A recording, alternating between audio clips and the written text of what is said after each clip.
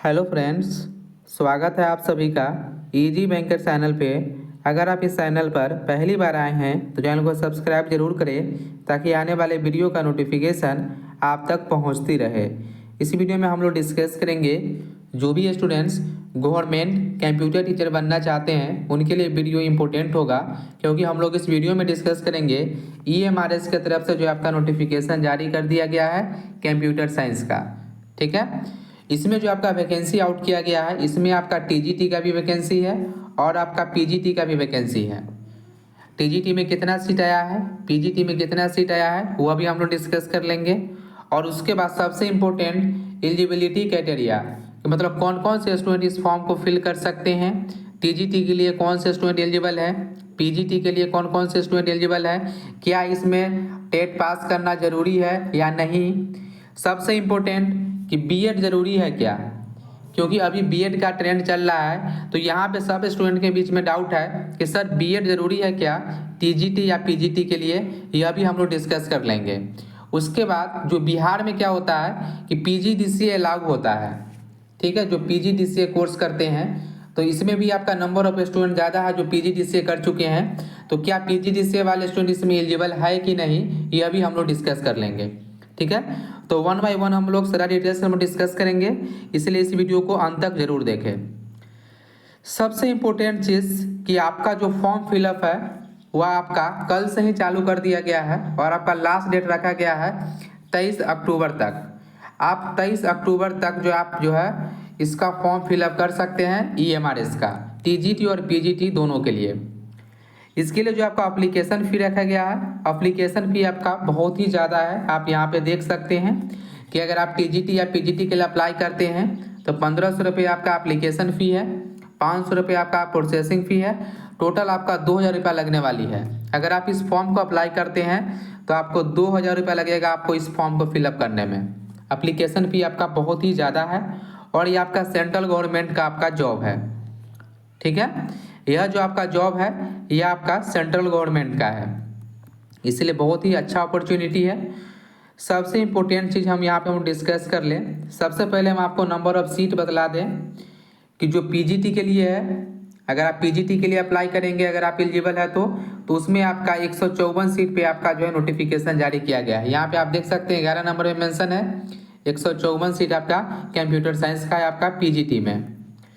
इसके बाद अगर आप TGT के लिए अप्लाई करते हैं, अगर आप TGT के लिए एलिजिबल है कंप्यूटर साइंस में, तो इसके लिए आपको 550 सीट है, मतलब 550 आपका TGT के लिए आपका वैकेंसी निकाला गया है और आपका PGT के लिए जो है आपका नंबर ऑफ सीट आपका 154 है। ठीक है, अगर यहाँ पे हम लोग सैलरी की बात कर ले तो सैलरी भी आपका बहुत ही अच्छा खासा मिलता है आपका। अगर आप एज ए TGT ज्वाइन करते हैं कंप्यूटर साइंस तो आपका सैलरी आपका 44,900 से लेकर जो आपका रेंज है 1,42,400 तक आपका पेमेंट मिलने वाली है TGT के लिए।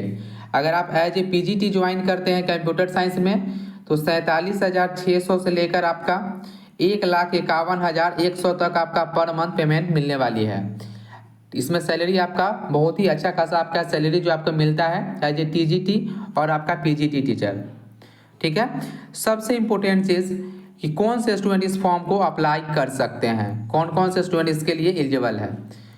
तो यहाँ पे हम लोग डिस्कस कर लेते हैं कंप्यूटर साइंस का।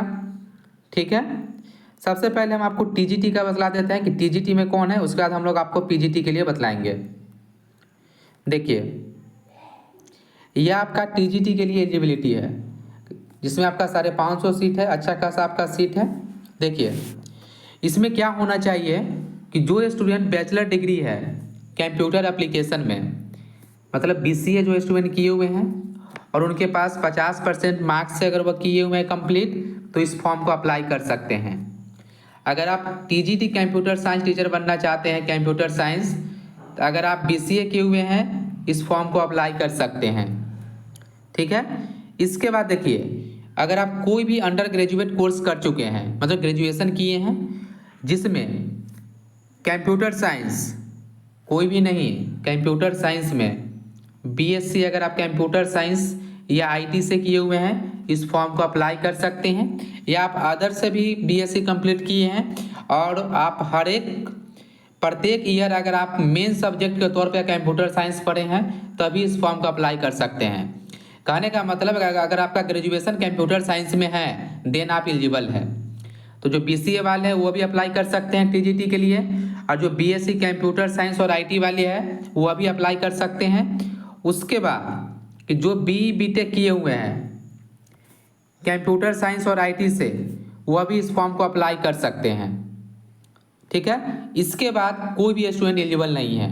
जो एलिजिबिलिटी हम बतला रहे हैं सिर्फ यही स्टूडेंट फॉर्म फिलअप कर सकते हैं TGT का, जो BCA किए हुए हैं, जो BSc कंप्यूटर साइंस और IT से किए हुए हैं वो भी फिल कर सकते हैं, या जो स्टूडेंट BTech किए हुए कंप्यूटर साइंस और IT से वो अप्लाई कर सकते हैं। इसमें क्या है कि PGDCA स्टूडेंट अलाउ नहीं है। अगर आप PGDCA किए हुए हैं, जहाँ आप BTech किए हुए मैकेनिकल सिविल इलेक्ट्रिकल से, वो भी स्टूडेंट इस फॉर्म को अप्लाई नहीं कर सकते हैं, क्योंकि PGDCA का मान्यता जो है आपका EMRS में नहीं होता है। अगर आप कंप्यूटर साइंस से ग्रेजुएट है तभी आप फॉर्म अप्लाई कर सकते हैं। ठीक है, तो इसमें आपका PGDCA अलाउ नहीं है। और उसके बाद हम आपको बता दें सबसे इंपॉर्टेंट चीज BEd के बारे में, तो BEd आपका नेसेसरी नहीं किया गया है। ठीक है, अगर आपके पास BEd का डिग्री इसमें आपका नहीं चाहिए। अगर आपके पास BEd का डिग्री है तो आप प्रमोशन में आपका जो है बेनिफिट मिलेगा। अगर आप BEd नहीं किए हुए हैं, एज ए टीचर ज्वाइन करना चाहते हैं TGT ही, तो BEd की कोई भी आवश्यकता नहीं है। ठीक है, तो यहाँ पे आप समझ गए जो एलिजिबिलिटी हम बतला है यही स्टूडेंट सिर्फ फॉर्म फिलअप कर सकते हैं। इसमें आपका PGDCA वाले का मौका नहीं मिला है। यह आपका TGT के लिए हुआ। अब हम आपको PGT के लिए एलिजिबिलिटी बतलाते हैं। ठीक है, तो जो PGT का जो है आपका कंप्यूटर साइंस का, वो हम आपको बतलाएं। PGT कंप्यूटर साइंस, यहाँ पे देखिए सबसे इंपॉर्टेंट चीज क्या है, जो PGT कंप्यूटर साइंस आप ज्वाइन करना चाहते हैं तो इसमें भी आपका BEd की कोई भी आवश्यकता नहीं है। मतलब BEd आपका नेसेसरी नहीं है। अगर आप BEd नहीं किए हुए हैं फिर भी इस फॉर्म को फिलअप कर सकते हैं, लेकिन जो BEd वाले होते हैं उनको जो है प्रमोशन जो होता है फ्यूचर में इसका लाभ मिलता है। अगर आप BEd नहीं किए हुए हैं तो इसका लाभ आपको नहीं मिलेगा, यहाँ पे क्लियर मेंशन है। अब देखिए इसमें कौन से स्टूडेंट को एलिजिबल किया गया है। अगर आप as a PGT computer science join करना चाहते हैं तो आपके पास MSc होना चाहिए कंप्यूटर साइंस और IT में, यही स्टूडेंट फॉर्म फिलअप कर सकते हैं।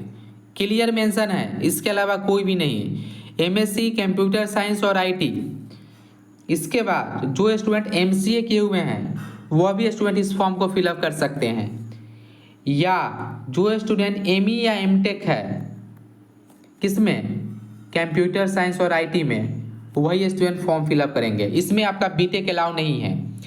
As a PGT computer teacher के लिए आपका BTech अलाउ नहीं है। ME MTech कंप्यूटर साइंस और IT में होना चाहिए। जो स्टूडेंट MCA किए हुए हैं वह भी फिल कर सकते हैं। जो MSc कंप्यूटर साइंस और IT किए हैं वह फिल कर सकते हैं। मात्र जो 3 ही कैंडिडेट को जो इसमें एलिजिबल किया गया है। ठीक है, इसमें बिहार वाला बात नहीं है कि जो PG किए हुए हैं कंप्यूटर साइंस, मतलब जो PG कोई भी स्ट्रीम से किए हुए हैं PGDCA के उसको अलाउ है, ऐसा बात इसमें नहीं है। सिर्फ कंप्यूटर साइंस से रिलेटेड ही अगर आपका है डिग्री तभी इस फॉर्म को फिलअप कर सकते हैं। तो अगर आप एज ए TGT भी फॉर्म फिलअप करना चाहते हैं, ठीक है, अगर आप TGT का फॉर्म फिलअप करना चाहते हैं या PGT का, इस दोनों में जो आपका PGDCA वाले अलाउ नहीं है। जो PGDCA वाले कैंडिडेट अलाउ नहीं है। दूसरी बात कि जो BTech भी अदर स्ट्रीम से किए हुए कंप्यूटर साइंस और IT के अलावा वह भी इस स्टूडेंट जो है फॉर्म फिलअप नहीं कर सकते हैं। ठीक है, तो यहाँ पे आप देख लिए, और दोनों के लिए आपका BEd की आवश्यकता नहीं है। तो यहाँ पे आपका सारा डाउट क्लियर हो गया होगा कि आपका फॉर्म कब से फिलअप हो रहा है। ये आपका मेन तो आपका एजुकेशन क्वालिफिकेशन ही था, क्योंकि एजुकेशन क्वालिफिकेशन ही आपके पास नहीं रहेगा तो आप फॉर्म कैसे फिल कीजिएगा। ठीक है, तो यहाँ पे हम लोग डिस्कस कर लिए आपका एजुकेशन क्वालिफिकेशन से रिलेटेड भी। अगर आपको EMRS वैकेंसी जो आपका वैकेंसी आई है इससे रिलेटेड आपका कोई भी डाउट है, ठीक है, कोई भी डाउट है तो आप कमेंट करके पूछ सकते हैं। अगर यह वीडियो आपको अच्छा लगे तो चैनल को सब्सक्राइब जरूर करें। Thank you for watching.